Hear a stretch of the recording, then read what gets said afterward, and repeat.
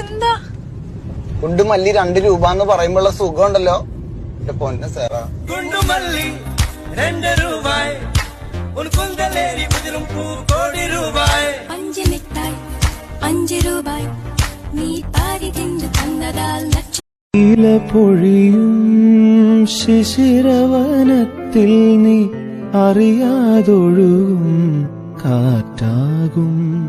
നിൻ മൃദുവിരലിൻ സ്പർശം കൊണ്ടൻ പൂമരമടി മുടി തളിരണിയും